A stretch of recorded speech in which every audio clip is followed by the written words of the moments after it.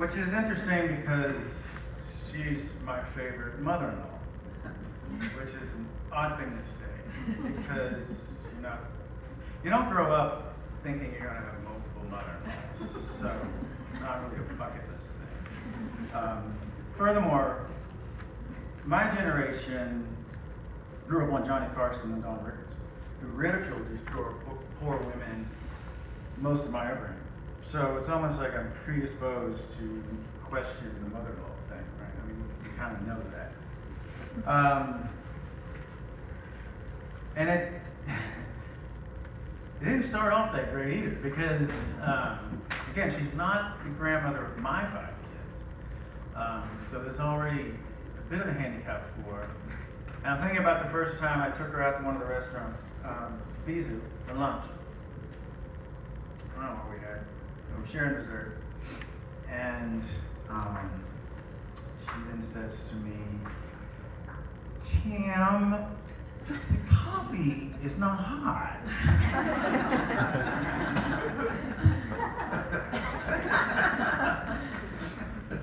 Yeah, but it's free. I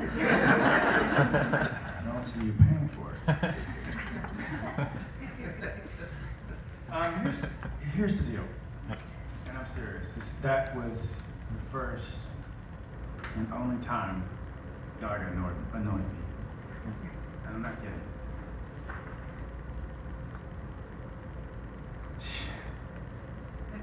She was blessed with it. It was so easy to be around her. And she was blessed with this wonderful spirit of wonder. A bit of awe in the simplest things in life. Other times when I took her out to dinner, you could see her just snuggle up to the menu in excitement. Or if she came over to the house, she was always excited to eat what I prepared. And when we took her to Ohio at Ryan's graduation, it was like the first road trip ever. I mean, it was amazing. It's incredible to have that. I call that humility.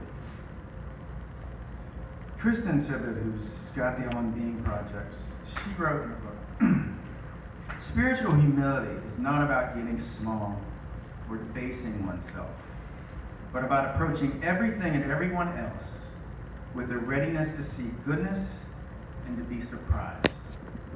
This is the humility of a child, something Jesus lauded. That's what she had. I don't even think we called it that when we were around her, but we just liked being around her. It was so easy. Sharon and I are renovating a house right now. And it's something that's been in the works since about December. And I had a thought. Because the house had extra room, Gaga's turning 80, finances are tight, there's reasons. And I thought to myself, maybe we'll move her in. Now, think about it. That's a thought you got to think about for a bit as a son. Because once that genie comes out of the bottle, it's hard to put it back in. So, I summon the two parts in my mind. There's the noble self, the higher self, who says, this is a good idea, this is what you should do. And then there's my selfish self, who basically said, I love being around her. It's unanimous. And I suggested, then I brought it to Sharon, and we talked about it, and that was kind of the plan.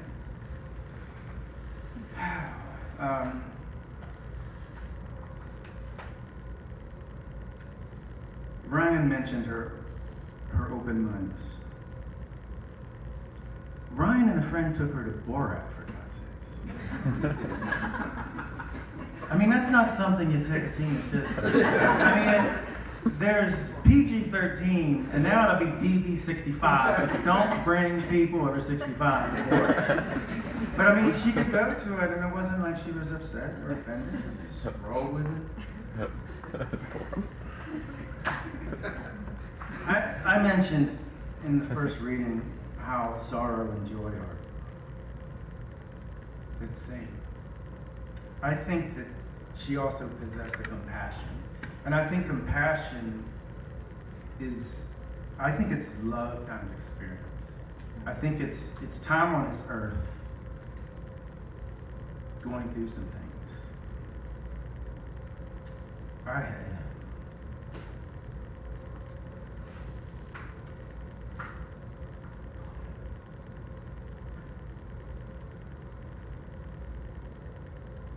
sorry. About 3 years ago, I had a problem. And I don't want to get into it because it's not about me, but I mention it's about her. No, I had a problem with her. But I mean, it was something that I had to go away for. I need to go spend a month someplace. Now, she was on a need-to-know basis. So was my own mother, because we didn't need them hand-wringing in their Appalachian ways and worrying about this. But when I got back, I had to let her know where I was. And let's face it, when you come back from rehab, people don't really know how to deal with it. They're kind of like, it's interesting reactions. And I sat her at the table and I told her, spelled out where I was, what had happened, that I saw her. And her reaction, she said, "That's really good you went and got help. I'm really proud of you." Now, at the time, I didn't really realize the gift she had given me, but that's what I think about right now. Compassion times experience, love. It's a gift that I hope I take with me, so that when someone comes to me with a problem, with a flaw, with a badge of shame, and is sought or is seeking help, that I too can open my mind and extend the same love and compassion she gave me. I'm dearly going to miss her.